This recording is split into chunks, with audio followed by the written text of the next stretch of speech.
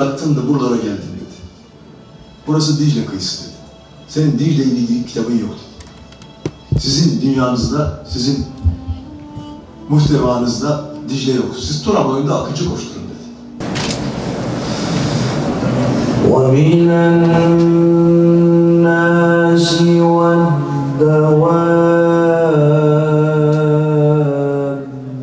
وَالْأَنْعَامِ مُخْتَلِفٌ أَلْوَانُهُ كَذَلِكَ. Değerli mesai arkadaşım, merhum Ahmet Haluk Dursun'un adının verildiği anlamlı bir icraatı hizmete açmak için sizlerle burada bir araya gelmiş olmaktan büyük memnuniyet duyuyorum.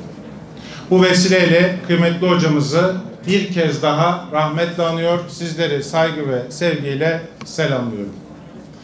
Öğrenmeye, öğretmeye, ülkesine ve milletine hizmet üretmeye adanmış bir ömrün adı bugün burada bir kez daha kendisine yakışan bir eserle bütünleşiyor. Profesör Doktor Ahmet Haluk Dursun gençlerin önünü açmaya, onların özgüvenli, donanımlı, sorumluluk alan ve fark yaratan bireyler olmasını sağlamaya çok önem veriyordu. Şöyle diyordu gençlere seslenirken, merak etmeye kendinizi alıştırın. Öğrenmenin başı merak etmektir. Bunun ardına daha birçok öğüt eklemiş, soru sorma alışkanlığı edinin ve öğrenmeye doymayın tavsiyelerinde de bulunmuştur.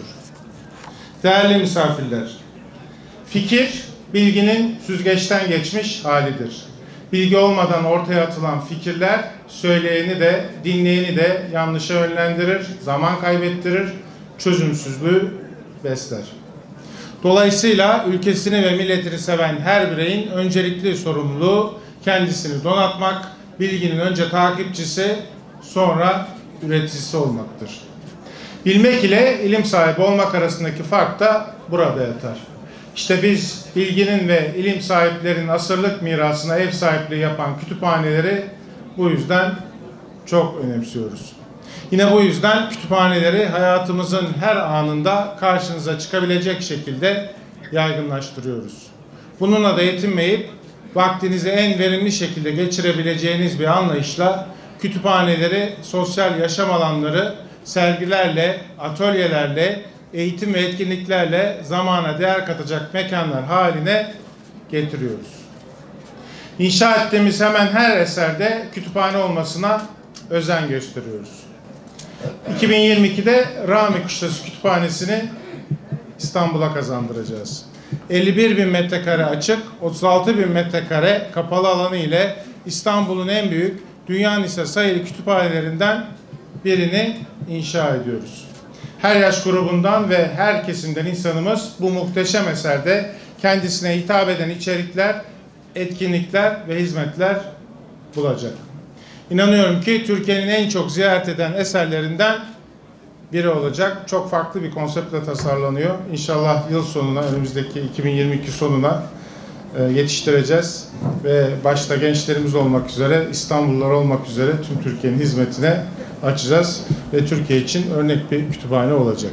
Bugün artık kütüphaneleri sadece yapmak, ortaya koymak değil, önemli olan işleyişine odaklanmamız gerekiyor.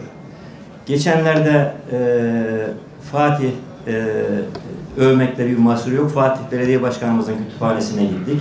Sayın Bakanımız da benden bir hafta sonra gitmiş. O da öve bitiremedi. Ama buranın da işleyişi çok önemli. Oranın da işleyişi çok önemli. Çünkü kütüphaneyi cazibe merkezi haline getiren oranın işleyişi oluyor. Tabii Milli Eğitim Bakanlığı olarak da bildiğiniz gibi yaklaşık bir aydır Kültür ve Turizm Bakanımızın da büyük desteğiyle ortaklaşa büyük bir atağa giriştik. Kütüphanesiz okul kalmayacak dedik. Bugün rakamlara baktım. 46.000 okulumuzdan kütüphanesiz şu anda bugün itibariyle kütüphanesi henüz tamamlanmayan 6.900 okulumuz kalmış. Onlar da bu ayın sonuna kadar hepsi bitecek ve yeni yıla kütüphanesiz, okullu olmayan bir Milli Eğitim Bakanlığı olarak gireceğiz.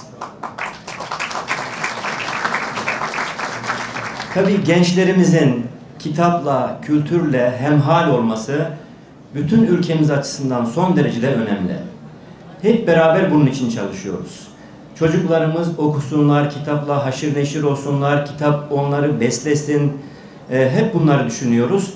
Ama bunun altyapısını hazırlamazsak o da bizim vebalimiz. Onun için böyle güzel örneklere de hakikaten ihtiyaç var. Gençlere böyle büyük insanlar varmış bir zamanlar değil de aramızda da yaşıyorlar, varlar. Hakikaten hanımefendinin dediği gibi onların kıymetini bilmek, onlar gibi olmaya çalışmanın beyhude bir çaba olmadığını hatırlatmak önemli diye düşünüyorum. Dolayısıyla Haluk Dursun diye bir insan yaşamış, evet bizim zamanımızda yaşamış. Neler yazmış, neler yapmış, belli ki çok iyi bir insanmış. Ve bu dünyamızda, bu yaşadığımız dünyada bütün zorluklara, kötülüklere rağmen çok fazla iyi insanların olduğunu, çok fazla iyiliklerin olduğunu gençlerin görmesi gerekiyor. Gelecekle ilgili kaygılanıp dururken aslında gelecekle ilgili çok güzel şeylerin parçası olabileceklerini anlamaları gerekiyor. O itibarla hem bu kütüphanenin hem de Haluk Dursun hocamızın isminin yaşatılmasının Üsküdar'ımıza, ülkemize hayırlı uğurlu olmasını diliyorum. Üniversiteler, kütüphaneler, sokaklar, bozkırlar. Haluk Hoca için bütün bunlar birer mektepti. O da işte bu güzel Türkiye Mektebi'nden mezun oldu.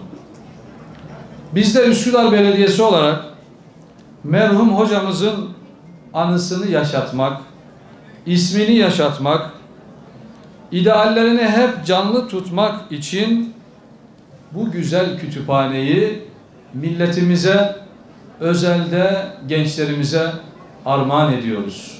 Hayırlı uğurlu olsun.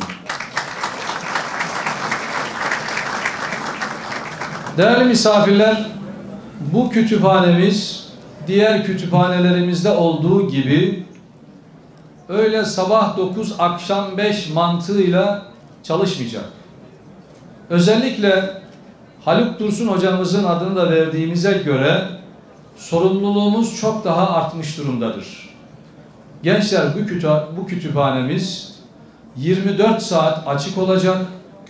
Buradaki bütün hizmetler sevgili gençlerimize ücretsiz olacak. Hayırlı olsun diyorum. Üsküdar Belediye Başkanımız Sayın Himmet Türkmen, Kültür ve Turizm Bakanımız Sayın Mehmet Nuri Ersoy Beyefendi'ye Üsküdar Matbaası'nda basılan, dünyada sadece 7 tane bulunan 3. Selim dönemine ait bir cedid, yani Dünya Atlası'nı bugün anısına takdim ediyorlar. Çok teşekkür ediyoruz kendilerine.